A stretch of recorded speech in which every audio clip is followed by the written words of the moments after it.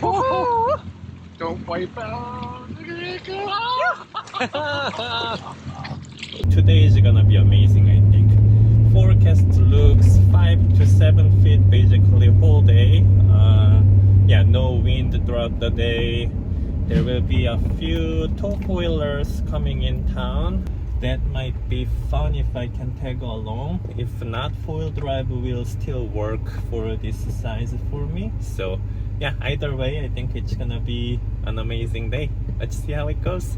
Phew! Ooh, this actually looks perfect for Foildrive, so maybe I should just suit up and oh my god, look at that. Okay, I think I'm gonna just suit up.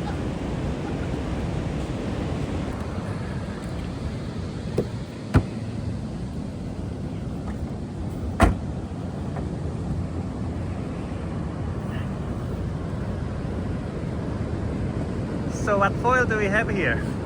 This is the KT700. That would be perfect. And high aspect, Nice. 700 centimeters. Uh-huh. And a longer fuselage, an 85 centimeter mast, and a 155 centimeter square tail. Got it. That should be perfect. I think so.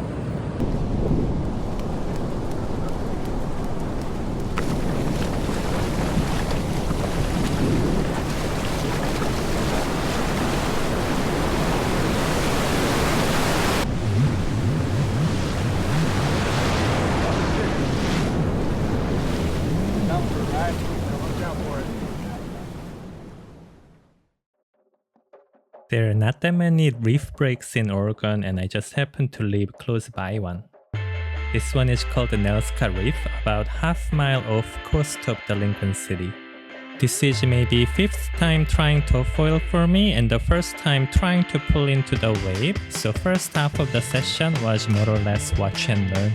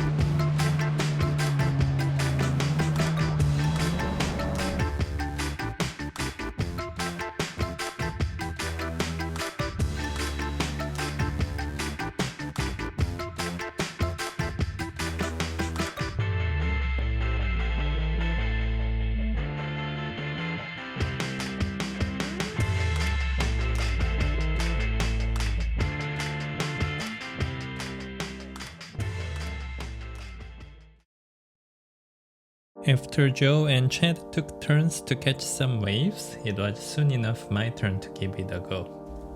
Up until this session, my main problem with tow foiling has been just coming upon foil to begin with.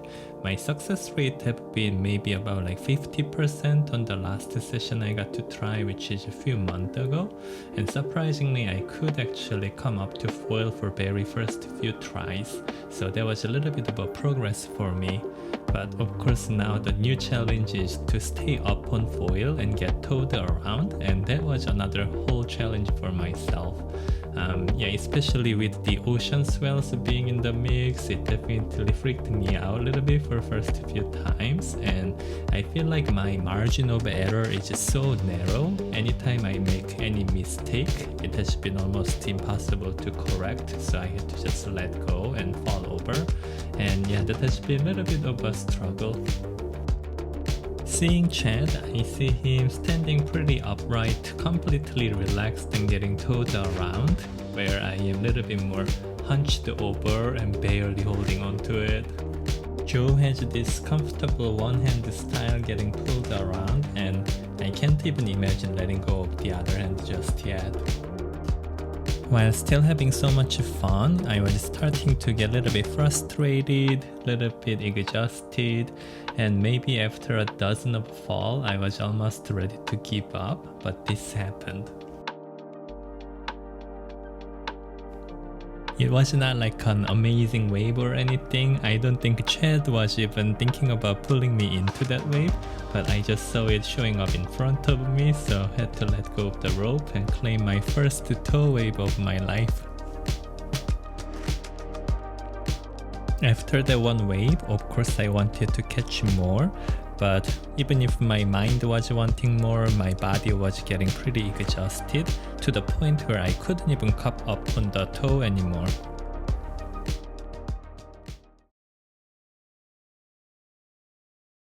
So is toe foiling easier than Foildrive? For me, the answer is absolutely not. I can see if somebody is coming with the wake foiling experience and background, I think that can be a case where the toe foiling is easier than Foildrive.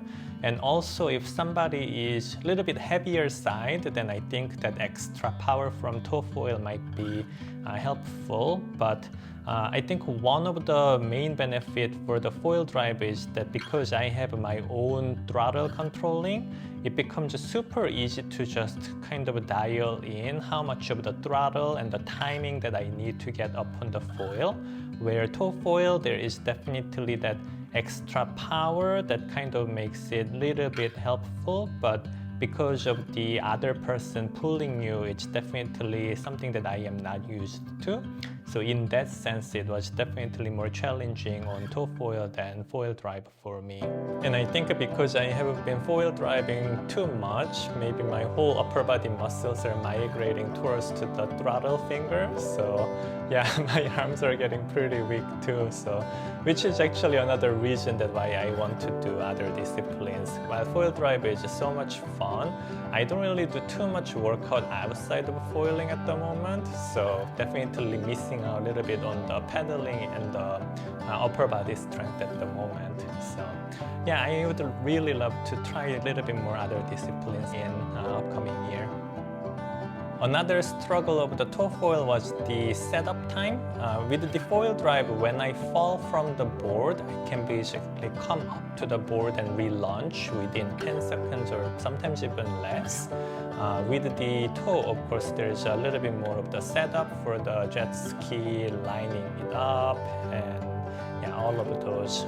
So yeah, it definitely takes a little bit more extra time to prepare on the toe foil too. I'm sure I get used to it, but yeah, sometimes I'm still, because I'm falling a lot more at the moment as a beginner too, that definitely becomes a little bit of a hindrance in the progression.